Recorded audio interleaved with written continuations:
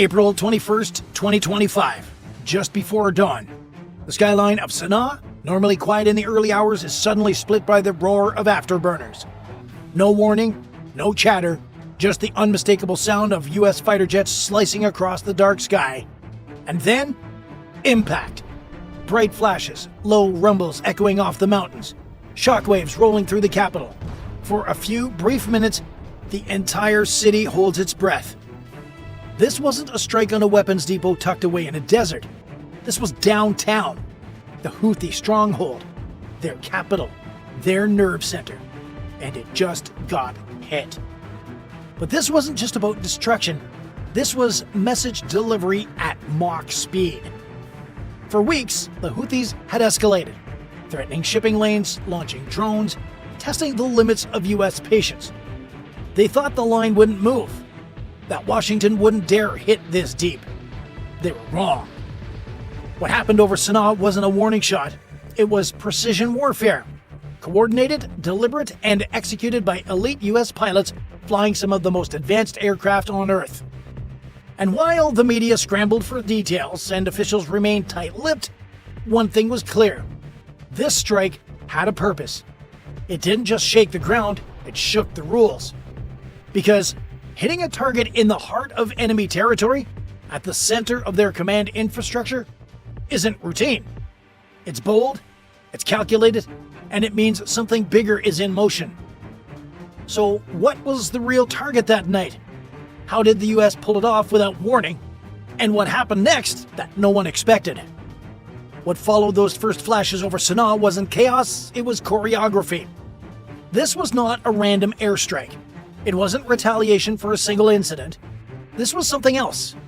A message sent in the language of precision munitions and supersonic delivery. The jets that screamed over the skyline weren't just patrolling, they were there for one reason: a high-priority strike deep in hostile territory.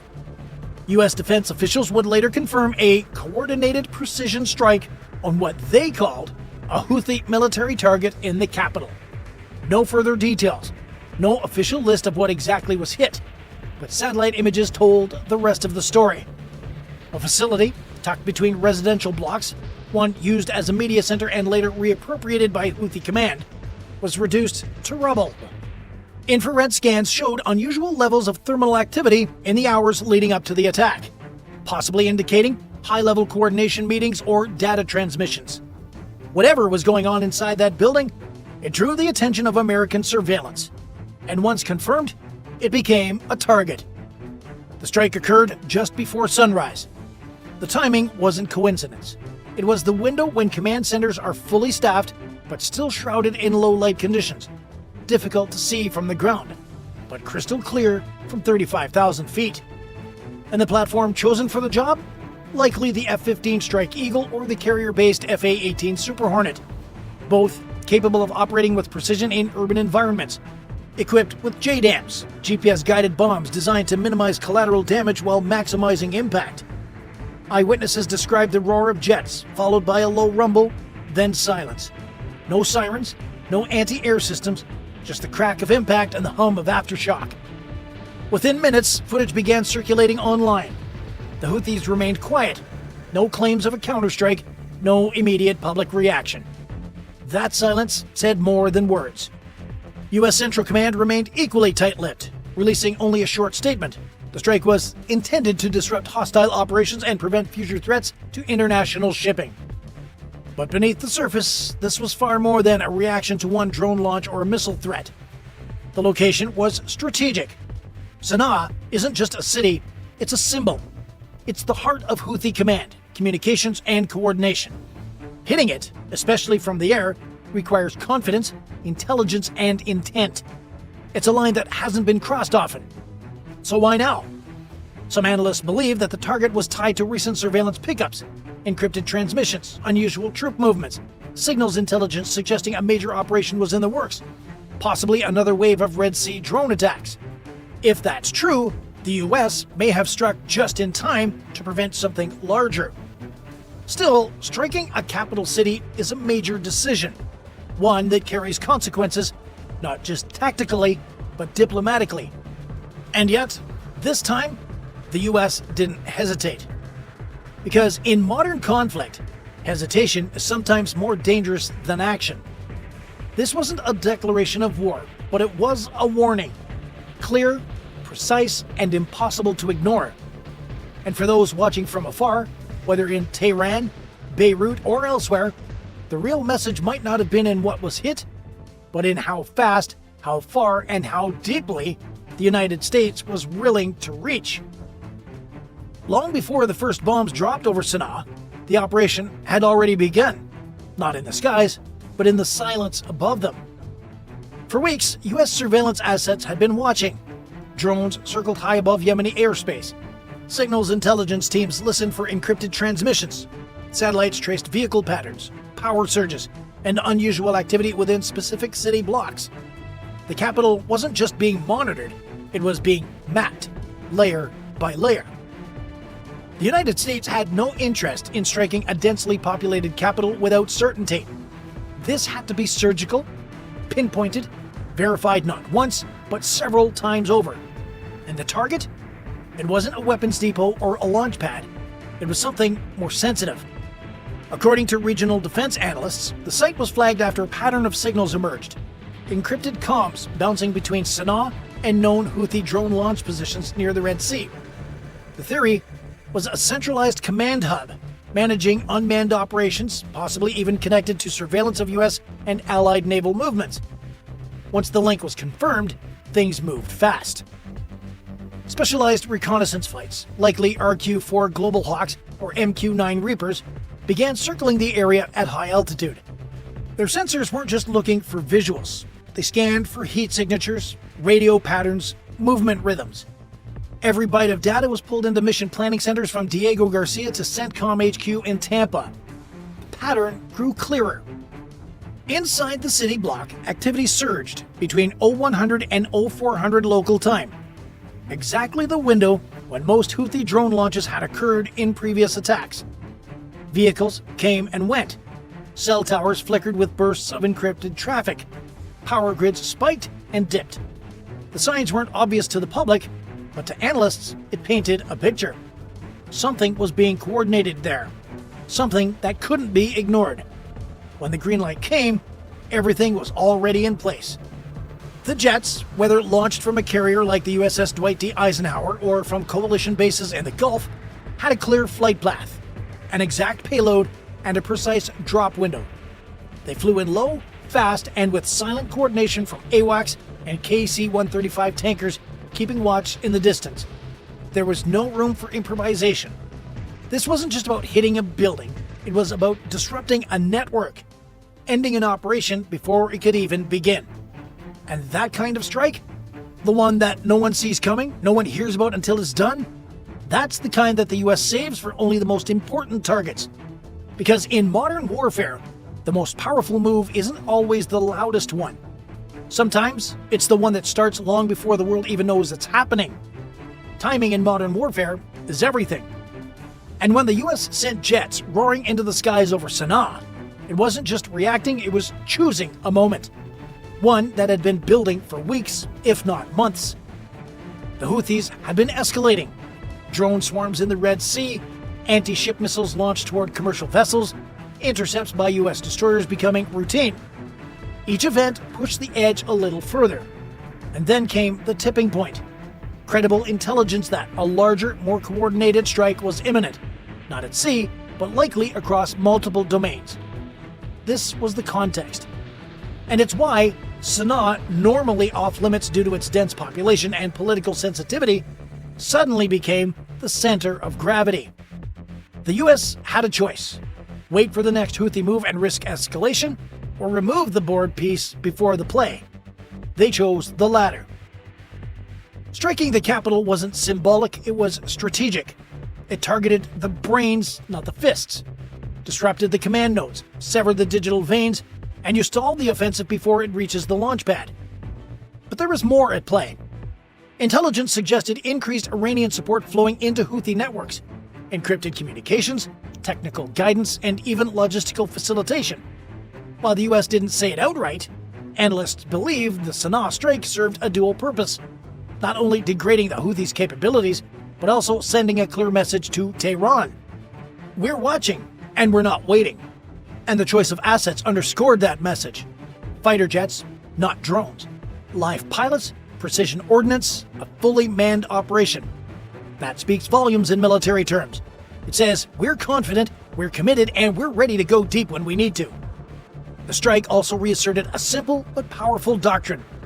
The US will defend freedom of navigation and disrupt any network that tries to interfere with global trade routes, no matter where that network hides. And where better to prove that point than at the heart of Houthi power? This wasn't about annihilation. It was about momentum, shifting the tempo back into American hands, seizing the initiative in a theater that had become increasingly unpredictable. Because letting the other side set the pace is how you lose control. This strike wasn't a reaction, it was a reset. And for those watching from radar rooms and satellite feeds across the region, from Iran's Quds Force to commanders in Lebanon, the message landed loud and clear. The US isn't just playing defense anymore. It's setting the terms. In the hours following the strike, one thing became immediately clear. This wasn't just a hit, it was a disruption. Across Sana'a, command centers went dark. Communications that had been steady for days fell silent. Radio frequencies that were usually alive with coded chatter now just pulsed with static. Whatever had been operating out of the targeted block wasn't just damaged, it was offline. Military analysts tracking real-time signals from the region noted an abrupt shift. Drone launches halted. Radar tracking zones went quiet. Satellite passes showed a sudden drop in ground movement from key Houthi-controlled sites near the capital and the coastal corridors. Supply vehicles that typically ran at night stopped cold. The network had been interrupted at its core. On the ground, emergency services scrambled, not just to contain fires or stabilize buildings, but to restore lines of communication. And that's where the real impact lived. Not in the smoke, but in the silence. The US didn't follow up with a wave of strikes. There was no second round, and that in itself was strategic. One hit, one message, maximum effect. And in the air, US patrols intensified. F-18s from carrier groups maintained presence across the Gulf of Aden. AWACS and tanker aircraft extended flight times, keeping around-the-clock watch on shifting patterns. The airspace around Sana'a, normally quiet outside commercial hours, was now a chessboard of invisible surveillance and fighter presence. But the Houthis? No response. No retaliatory launch. No intercept attempt. Their systems didn't just pause, they reset. And that's what made this strike different. It wasn't designed to destroy everything. It was designed to force recalibration, to change behavior by removing confidence. Before the strike, the Houthis operated on routine. Launch, relocate, rearm, repeat. But after Sana'a, that rhythm was broken. Timetables slipped. Command chains hesitated. And in warfare, even seconds of hesitation can be lethal. At the regional level, naval vessels reported cleaner airspace. Commercial traffic through the Bab el-Mandab Strait resumed more confidently. Coalition ships encountered fewer UAV signals. The pattern of interference that had become normal faded. And perhaps the most telling of all, in digital spaces, where Houthi-aligned media and propaganda usually spike after confrontations, there was little more than silence. No bravado, no video montages, no threat-laced declarations. That silence echoed louder than any explosion. Because in this phase of the conflict, it's not just about what you can destroy, it's about what you can stop. And for now, the US had done exactly that, with one carefully placed strike and no need to say a word. The explosion in Sana'a may have rocked a city block, but the shockwaves traveled much further, into boardrooms, bunkers, and briefing rooms across the Middle East. Because this wasn't just about disrupting a drone launch site. It was about making a point. And that point landed with precision in Tehran. For months, Iran had quietly supplied the Houthis with increasingly sophisticated tools. Drones, comm systems, targeting data. Not just to support a local fight, but to exert influence across the Red Sea and threaten global trade. By attacking what appeared to be a strategic coordination site inside Sana'a, the US didn't just hit a Houthi target, it undermined Iran's investment. And it did so publicly, without hesitation. This wasn't a covert raid. It was a flyover and flyer mission in full view of satellites, journalists, and foreign intelligence services. The message? We see what's happening, and we can hit it whenever we want. To America's allies in the Gulf, that was reassurance. Proof that the US is still willing to act decisively in defense of regional stability. And to its rivals, it was a reminder. Even with conflicts flaring elsewhere, Washington still holds the long reach and the fast trigger. But there's more. The attack also came at a time when global supply chains are fragile, and the Red Sea has become a pressure point. With Houthi missiles previously launched at commercial shipping and drone swarms buzzing near key straits, the risk wasn't just military, it was economic. That's why the timing mattered. Striking Sana'a showed that the US is no longer just playing defense to protect its warships. It's acting to protect commerce, coordination, and credibility. And while the strike was limited in scope, the choice of target said everything. Sana'a wasn't chosen because it was easy, it was chosen because it was central. Central to Houthi operations, central to Iranian influence, central to the idea that proxy forces can act with impunity while remaining out of reach. No longer. And it's not just Iran watching. In Moscow, Damascus, and even Beijing, this kind of move doesn't go unnoticed. The strike signals that deep precision strikes are back on the table, and not just for full-scale wars, but for disrupting networks before they escalate. The power here wasn't just in what was destroyed, it was in how casually it was done. No press conference, no build-up, no public diplomacy, just action. And in the realm of geopolitics, actions speak louder than doctrine. With Sana'a still reeling from the precision strike, the question now is, what comes next? U.S. naval forces remain on alert in the region. Carrier strike groups continue their presence, with patrol patterns tightening near commercial lanes and choke points like the Bab el-Mandeb Strait. A-10 squadrons from regional bases have been rotated in, likely as a show of force, or a contingency if tensions reignite. Meanwhile, intelligence analysts are watching for any signs of regrouping. The Houthis have a history of adaptation. When leadership nodes are struck, they shift into mountains, under cities, through proxies. The real test will be whether this strike delayed operations or simply relocated them. And beyond Yemen, eyes are locked on Iran. If Tehran sees this strike as a challenge rather than a message, it could escalate indirectly through its network of regional proxies. That's why US radar assets are scanning more than just the skies over Yemen. They're watching Syria, Iraq, and the Strait of Hormuz. Because when you hit the center, the edges sometimes move first. Diplomatically, the US is likely to stay quiet. No dramatic announcement, no mission accomplished moment, just results. The kind that shape battlefields without ever needing to raise a flag. But for military planners and defense analysts, the strike over Sana'a marks something else entirely. A shift in tempo, a willingness to go deeper earlier, and a reminder that silence after a strike is often just the calm before the next signal. So what started as a silent strike over a sleeping capital may end up reshaping the entire tempo of this conflict. The US didn't just respond, they acted with speed, precision, and intent. And when that kind of force is used deep inside a rebel capital, without warning and without follow-up, it's not just a strike, it's a signal. One that says we're not waiting for the next move, we're making it. Now the world watches for what comes next. Will the Houthis retaliate? Will Iran respond?